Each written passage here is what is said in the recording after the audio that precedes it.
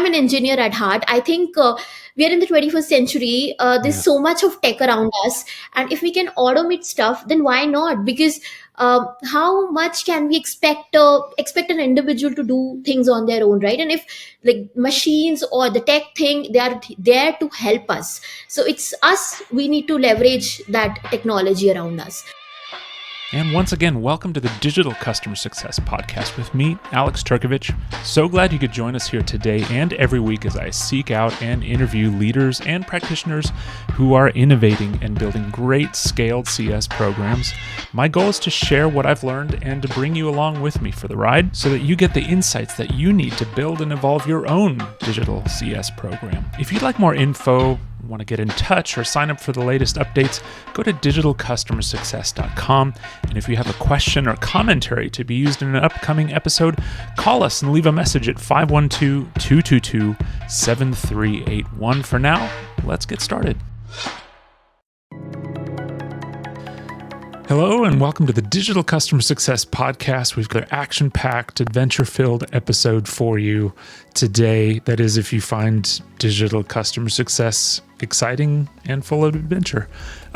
Today is episode 32, and I am absolutely delighted to share with you a conversation that I had with Bhavika Kochhar a few weeks ago. Because she is, she's all over the place in the customer success community.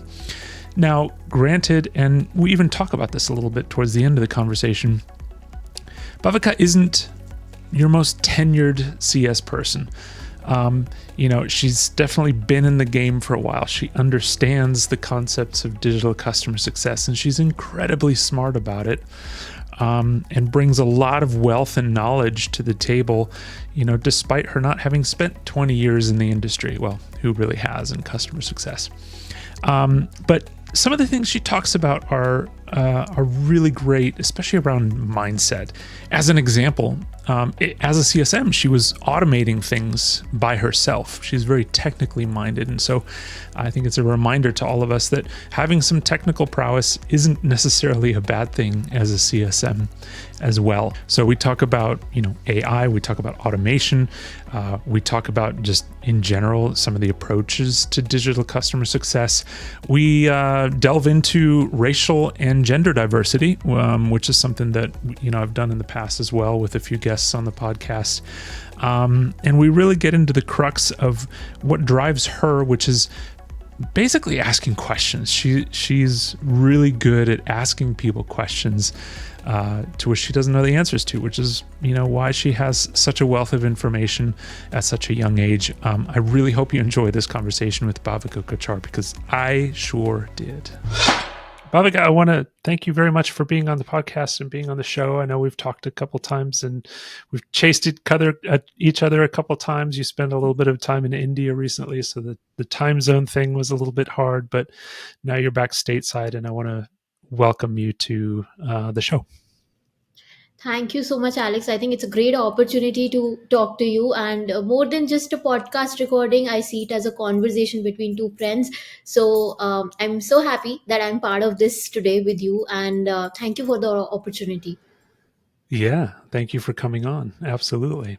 I find that your background is fascinating, to put it mildly, because you have not only a rich history as a CSM, right? You've served in the role of CSM quite a bit. You've been involved in a CSM capacity or a CS capacity for quite some time, but now you're getting your master's degree in engineering management at Duke, which is something that not a lot of CS professionals could say. And you've interned at FedEx here and there, and you're kind of involved in automations and engineering, which is exactly why I'm excited to speak with you today. But I would love for you to kind of give the listener a quick summary of where, what led you to where you are today and kind of what the background is and what your journey has been. Definitely, Alex. Happy to take you all through my journey. So, my journey has been really exciting, even for myself. So, I was in India for sure before US, and I have been working from last 6.5 years. I worked with different companies in different capacities as a customer success manager. I started my career as an account management, and then slowly and steadily I moved into customer success. And that's when I got exposed to the like amazing customer success community also on LinkedIn. And this was like, I think, 2.5 3 years back, when I had started writing content on LinkedIn. People started following me and started liking my authenticity. And when I learned more about CS, I felt like, yeah, this is my place. I really want to be in customer success. But then when it comes to a tangent around my master's degree, so it was always my dream to get my education from the US, specifically my master's from the US. And I was looking at probable roles which can really match with my experience, and they're not haywire. So, and that's when I actually landed onto this course called engineering management, which actually is a collaboration between the engineering school and the management school. And Hmm. instead of going for a management kind of a course where it's all management, I wanted to get into tech plus management, because I love tech. I've been a techie all while, and I've done my undergrad in IT, so I love tech. So I was like, okay, this degree is really nice, and the outcomes of the degree are also like in line with what I've done in the past. So you can be a customer success manager, you can get into data analysis, product management, whatever you like. So I researched a lot about it. I find this as a great course to pursue, and applied to a couple of colleges. And when I got into Duke, so I was like, yay, it's my dream school for sure. And let's go ahead. And more than the education, I think in the class, it also depends what kind of an ecosystem you are into.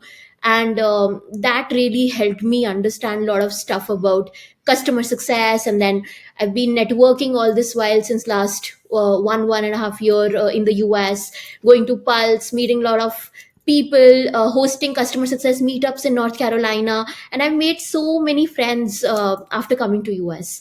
So that's my journey. It's like I come from a background wherein I was in India, but then it got merged with what I've been doing here in the US, and both of these experiences have led me to this person which I am today. Yeah. I you touched on a couple of things that I think are really important to highlight. The first one being authenticity, and that is exactly what I see from you on LinkedIn and elsewhere. Is you present yourself and your whole self, which is something that I've actually posted about recently a couple of different times, because people feel like they need to put up a like a veneer, or they need to be a certain Yeah, way, but you're just yourself, which I appreciate. And your involvement in the CS community is so rich. I mean, you haven't just kind of participated in things. You've actually taken ownership of, the meetups, and I think it was CS ladies as well, and those kinds of things that's just really cool to see, kind of you being an active part of CS and being a leader in that sense. So I'm basically just saying thank you for doing all that. That's great. And I did see that picture of you and Nick Mehta on LinkedIn as well. So that was good. yeah, that was like I think one of the memories from Pulse, wherein it was so difficult to meet Nick, and I just went to the Gainsights booth in the lobby, and I was like, I really want to get in touch with Nick. Like, I would not leave San Francisco if I don't get a picture with Nick.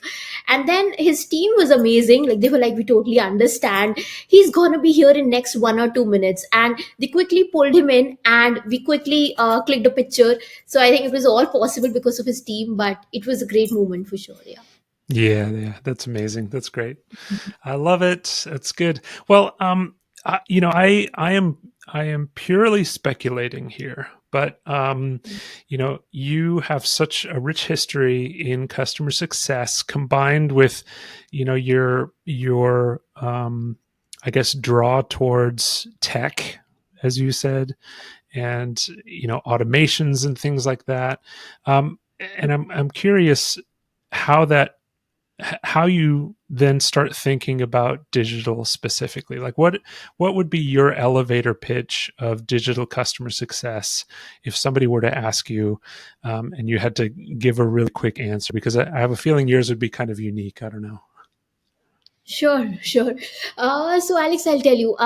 Digital CS. We've been hearing a lot about digital CS specifically in last few months or a year, and it's pretty much new. But if I talk about my experience, maybe 4 years back, 3 years back, when I was at a company, and wherever I am, like as a customer success manager, you're not expected to automate stuff, right? But I used to go out of my job responsibilities, automate things at that time because I know how important automation is for that specific individual as well as for your team.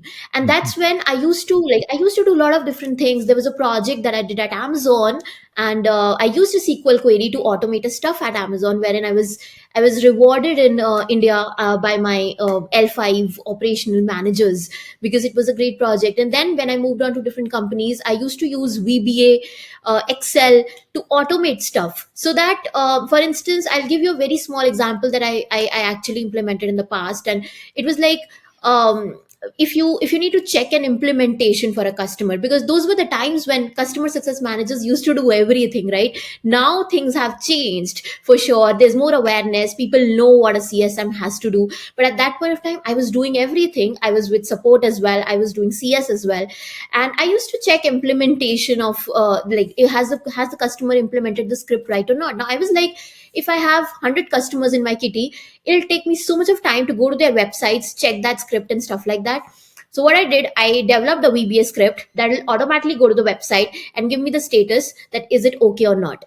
So that was really liked by the founders of that company. So I used to do this back then because I'm an engineer at heart. I think we are in the 21st century. There's Yeah. so much of tech around us, and if we can automate stuff, then why not? Because how much can we expect an individual to do things on their own, right? And if like machines or the tech thing, they are there to help us. So it's us. We need to leverage that technology around us, and that's what I feel digital CS. Now when we see the term digital CS has come up, wherein I was at Pulse, there were so many sessions around digital customer success. So if I have to name a digital CS, or maybe I have to give an elevator pitch around it, I would say digital CS is something which can help a customer success manager to actually reach out to their customers with lesser effort and more efficiency, so Mhm. that they spend more of their time into strategic thinking, or maybe talking to the customers, building product adoption or stickiness with your customers. But it's more around helping the customer success manager to actually understand the various dynamics of customer success. It's not replacing the customer success manager. It's actually they're a team, like. And now we see that things like generative AI is into the market, and it's like it's blowing off minds, wherein there's so much of stuff going on. And if we combine generative AI or AI with customer success, I think we'll be on another level altogether. Yeah, that's so well said. And it's still, we've been talking a lot in the industry about how digital customer success isn't just customer facing stuff. It's actually, it Yeah. should very much be internally facing, to make your team members as efficient as possible. And one of the interesting things that I saw recently is, there's this new Slack community. I don't know if you're in it actually. It's DCS Connect, but it's all about digital. Um, I'll Okay. yeah, I'll put the link in the notes and I'll send it to you if you're not in it. Yeah. It's cool because it's starting to pick up steam a little bit. And Aaron Hatton, who's at Gainsight, he's digital program manager there. He's put together this really cool resource that's basically just digital role profiles, digital program manager role profiles. And I think there's like 40 or 50 of them in there. And Mhm. what struck me is that I don't think the industry has quite caught up to that notion yet, that digital CS is there to really help drive efficiency across the team and to help make CSMs as effective as possible. It's still very much like, okay, you know, figure out when to engage certain customers and personas, and that's still very much part of the thing. Like that's part of it, but it's half of the role really. Whereas, and I've said this a couple other times, when you go implement a cool digital motion that makes a CSM look really good, I don't want any of the of the credit for that. I want my CSM to be as successful as possible, and to build rapport, and to take as much of the credit for that as possible. So anyway, I thought that was very interesting. When he pulled that together, I was like, okay. No, Yeah. that's really exciting, and I think I would love to look at that community as well. I think that'll be a great add-on to my knowledge too. Yeah, Yeah. it's pretty cool. It's growing. Yeah. I think we've got Yeah. some new joiners every day, and it's kind of growing slowly. So it's pretty cool. So I guess I would love to dig into a little bit more into your graduate work, and maybe get a sense from you on what your plan is really. Like, how are you going to connect the engineering management bit into what you're doing in CS? And I know you touched on it a little bit when you talked about why you chose that program and why you got into it. Um, but Yeah. I'd love to get a little bit more of a sense from you as to what your plans are there. Sure. So, if I talk about the degree that I'm pursuing, there were a lot of options to take so many subjects because Hmm. they had really great subjects, a lot of electives available. Now, the subjects that you take actually shape your journey as a professional in the future, right? So, I used to always take those subjects which are in line with my domain, which Yeah, is customer success, customer experience, yeah, and and what I always used to make sure that okay, one subject should be something which I'm actually away from, like I don't have any expertise into, because if you're only doing what you know, then there's no scope of learning something new, right? hmm, So that's what I used to do. So the majority of the courses were for the customer success and experience domain, and the rest of it, like one or two courses I'll take for something which is very much away, something like supply chain management. I have yeah, never been into supply chain, but yeah, I did take this course as a challenge that I would do this. And then if I talk about the customer experience or customer success courses, I took courses like using real time data to improve customer experience. yeah, Now, this was an amazing course wherein we use machine learning, data science to improve customer experience. We built a model how to actually improve CX. Amazing professors who are teaching and who've been into customer success, customer experience from so many years. Like I took a subject called software business management, which where it's like I've been into SaaS. I understand a lot of terminologies of SaaS, but that course really helped me understand so many aspects of SaaS which I did not know. So it was taught by the chief customer officer at digital.ai, and he is my professor. He's one of my favorite professors. He leads a team of customer success managers. So I made sure that what I did at Duke was definitely at, like, it was in relation with what I have done in the past, because I wanted to learn more around customer success experience. It's like you've had a great experience on floor, you've been into CS, yeah, but when it comes to academics, it gives you another perspective already, for sure. So for instance, I was having this call with one of our CS thought leaders. His name is Kevin. I'm sure you would know him. So and we were talking about the Disney parks, yeah, right? Now, this was one of our case studies at Duke, right? So, how Disney is actually improving customer experience. What did they do? They came up with a magic band. How did magic band help you gain more customers? How did it become easier for your customers? Now, these are very specific things, if you see so. But when you come into the specifics of the case studies and you try to see, okay, what has Disney done? Or maybe what has some other company done? You would try to understand from that perspective, and that's how this is in relation with what I have done in the past or what I would do in the future, because it is what it is. So it's around how you actually build your track with this program. yeah, I created my custom track, and I did not go with the ones which were already created. yeah. That makes a lot of sense. That makes a lot of sense. Do you feel like there is more room for engineering in CS? I know that's a broad question, but you mentioned you just tackled some automations on your own, and you're very, tech savvy. But I don't. I think you probably fall in the minority of CSMs who are that tech savvy. You know, and so do you feel Yeah. like there is room for integration engineers and those kinds of things as part of ops? And how do you feel like that's going to just grow and grow?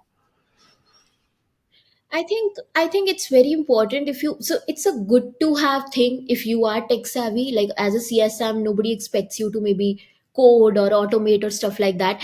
But if you know such stuff, I think it's really good for the team and for yourself for sure. Yeah. Currently, what I see as the landscape, I think it's not much there. Like engineering in CS is not much there, but if engineering gets gets that exposure wherein it gets mixed up with the customer success management, I think it can work wonders, because it's not just about automation, but it's sometimes also about understanding the customer well. Hmm. Because for instance, giving you just an example, if my customer in the past was having some doubts with some implementation, and as an engineer, if it's quite easy for me to understand, I would not have to actually raise a ticket to support and then support going to engineering and then getting back to the customer.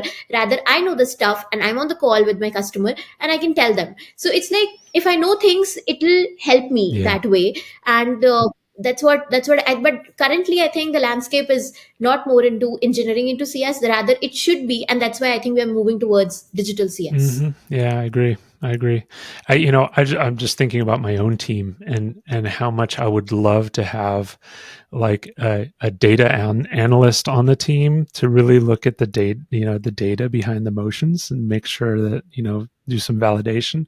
And I would really love to have an integration engineer who knows what they're, knows what they're doing with an API and can really make systems talk to each other. Because at the end of the day, I think Yeah. one of the things that I feel is very important is that your customer shouldn't know that they're interfacing with different systems or different teams or whatever. It should all feel very cohesive. And I think the way to really go about that is to have somebody who can, from a technical standpoint, really connect that journey. Yeah, because it's SaaS and it's all tech. Hmm. Like we are, and you know what? The beauty of SaaS is, like, I wouldn't say it's beauty, but I would also say like it could be a disadvantage of SaaS also, that people can change in seconds. Like it's not a physical product, right? Today I'm on on a SaaS platform A. Tomorrow morning I can switch my codes and get on to SaaS platform B. So it's very important to maintain that stickiness and have that knowledge, because like the customers can switch in seconds. Hmm. Yeah. Yeah, yeah, amazing. Well, and it'll be interesting to see where we go with, generative AI as part of all these solutions too, and how, how those solutions will talk to each other and integrate with each other and all of that. It's a little mind-boggling. I just picked up, one of my previous guests, Simon Chris. I don't know if you've read his book, but Yeah. it's very interesting, because it does give actual practical use cases in CX of different uses of AI. Have you had a lot of experience, just playing with AI and in your day to day? And how do you use it in your day to day? So what I do generally when I'm like, I have some time, because as a grad student, it becomes really difficult to handle like the studies Yeah, also, and then you're building your personal brand on LinkedIn also, and then you are alone and you're managing stuff at home also alone. So it becomes difficult for sure. But I try to make sure that I sit with myself at least half an hour or maybe 40 minutes a week, mm, and try to see what's going on with AI or the advancements, and then maybe just look at some courses on LinkedIn Learning or Coursera and stuff like that, because generative AI is something which is very new for all it of us. is. Like we're all trying to do a lot of that stuff. So I try to make sure that I keep my skills updated, but Yeah. yeah, I don't find much time. No, it's difficult, and there's so many tools out there now. It's just, yeah, Yeah. it's a little bit crazy. The landscape has definitely exploded for sure. So yeah, cool. Just to kind of switch directions completely here, and this is something that I've talked with a few guests about now, but I think given that you're so plugged into the CS community and are so active in the community, I think that one area where CS tends to be ahead of the game, at least in my opinion, is gender diversity, because we do see a lot of women in CS, which I think is Yeah. wonderful. And there's definitely Yeah. a massive female presence and voice in CS, and I don't think you see that in really other areas of tech. But I do think that CS also still suffers from the same thing that tech in general suffers from, which is Mhm. just other racial diversity and those kinds of things. And I was curious to get your opinion on where things are. Have you seen things improve recently? How does that manifest for you specifically? I would say yes. Women presence is amazing with customer success community. Like there's Hmm. so many amazing women doing great stuff.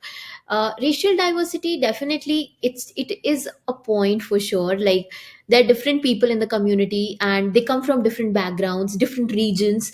But then what I also feel is one thing really special about this community is that there are great initiatives where we get connected to people from different regions as Yeah. well. So something like these top 100 customer success awards, Hmm. right? Like you are also one of the nominees. Congratulations for that.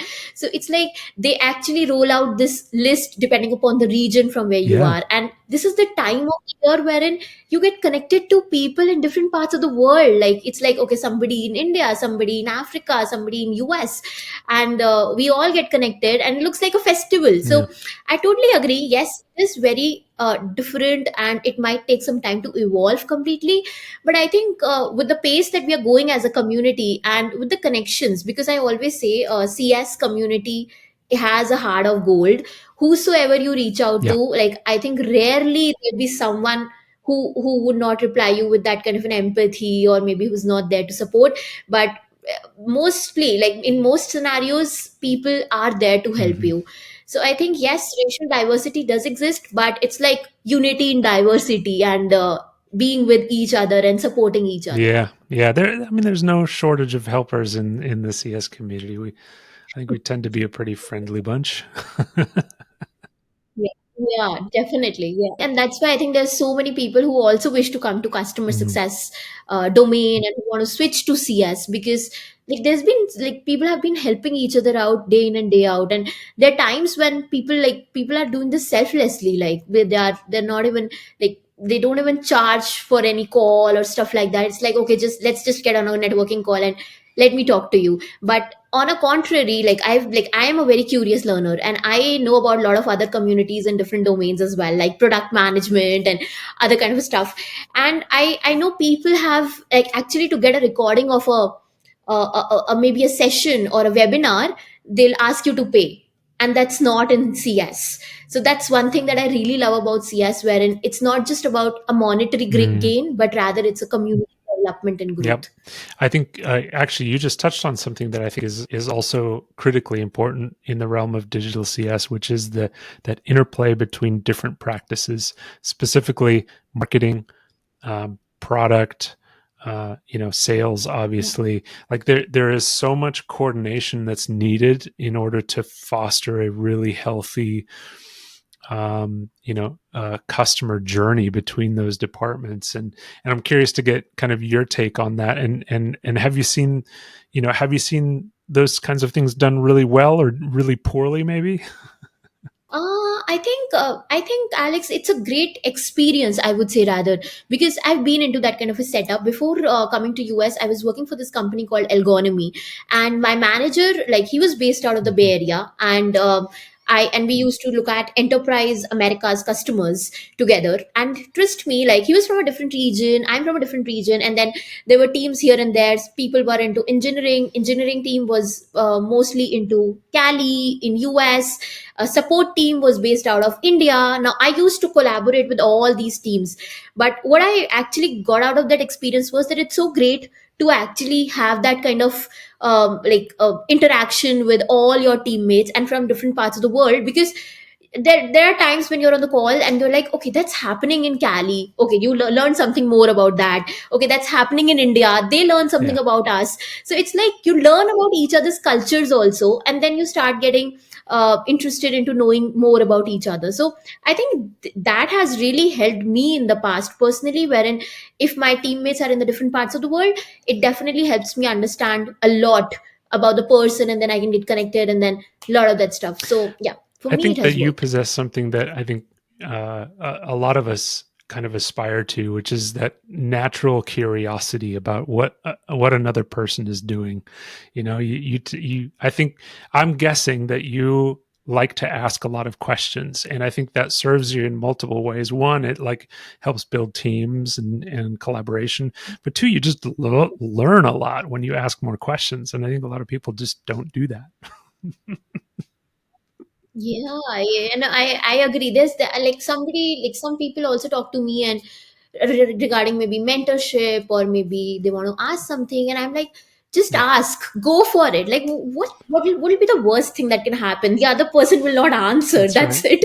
But at least you should Yeah, ask and see that if you get out of it. And that's how, like, whenever I'm on such trips, or whenever I'm on these conferences also, I'm asking questions, asking things, because and no question is yeah, dumb question. Like, it's yeah, good to ask. So that's what I feel. And yeah, this has of course helped me a lot to understand more about the people around me and the cultures and yeah. stuff like that. Amazing, amazing.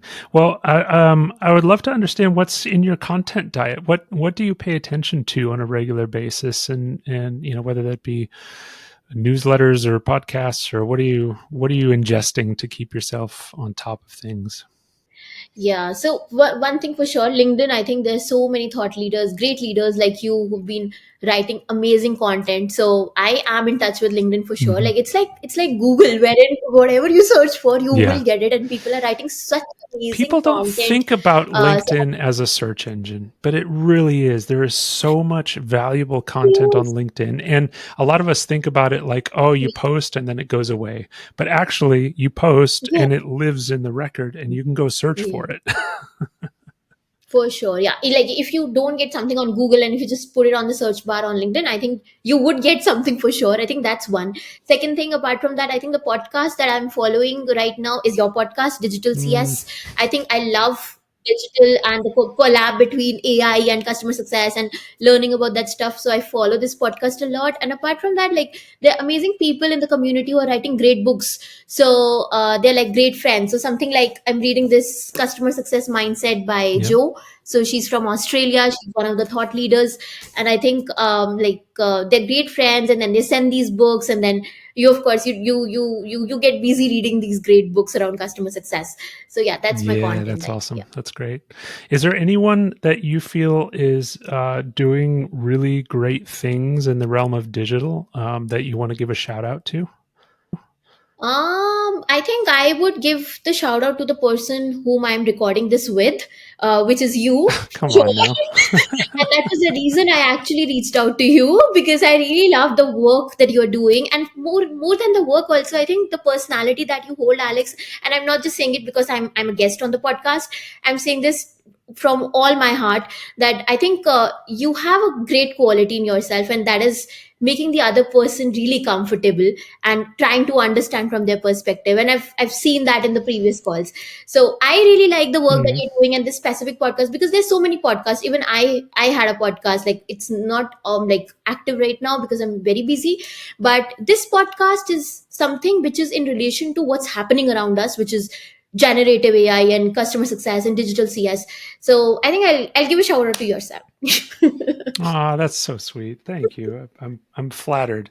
I'm Oh, flattered because I see those same kind of qualities in you. You know, I binge listened to your podcast as well, and and you have that same kind of quality of being able to kind of dig into a person, make them feel comfortable, so they could just be themselves, yeah, yeah, which yeah, is good. yeah. Cool. Well, as we kind of wrap up, where can people find you, engage with you? I mean, LinkedIn, obviously, but are there, you know, other things that you're up to that you want to highlight?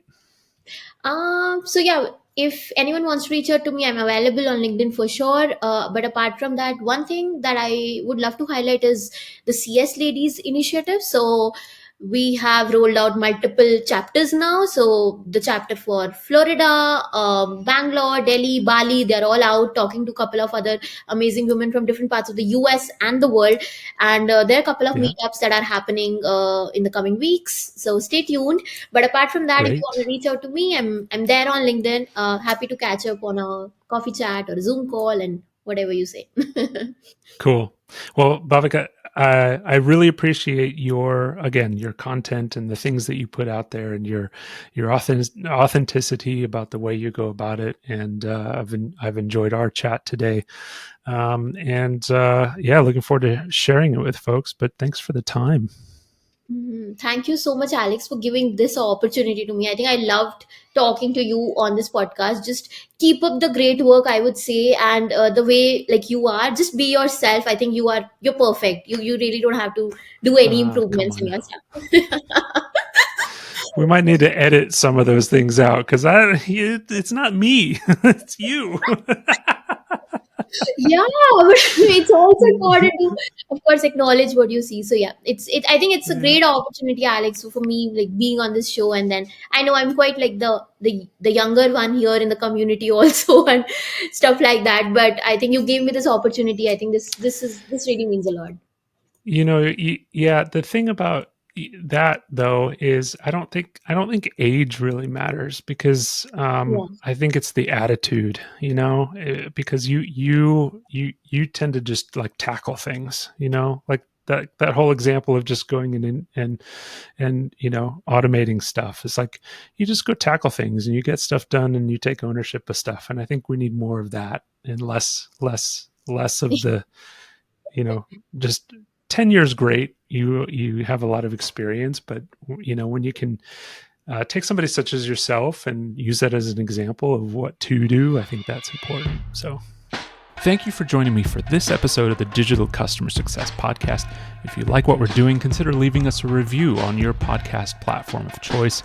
It really helps us to grow and to provide value to a broader audience.